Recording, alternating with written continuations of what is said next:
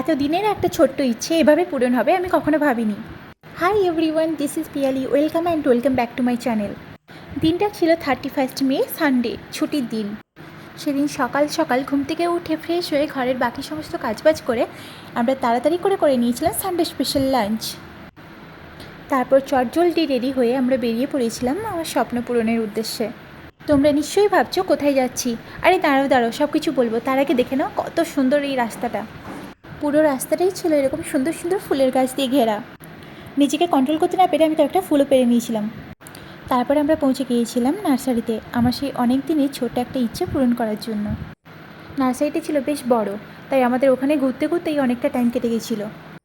এবার বলি আমার ওই ছোট্ট ইচ্ছেটার কথা। অনেক দিন থেকেই ইনডোর প্ল্যান্টের খুব ইচ্ছে ছিল, আর আমি নিয়ে নিয়েছিলাম 7টা ইনডোর প্ল্যান্ট। ফেরার পথে KFC থেকে পপকর্ন, পিৎজা হাট থেকে pizza and biryani by kilo থেকে বিরিয়ানি খেয়ে আমরা ফিরে এলাম বাড়িতে। এগুলো হচ্ছে ওই 7টা ইনডোর প্ল্যান্ট যেগুলো আমি কিনেছিলাম। যাই হোক, আজকের মতো এখানেই শেষ করছি। দেখা হচ্ছে পরের কোনো ভিডিওতে। ততক্ষণ সবাই ভালো থেকো।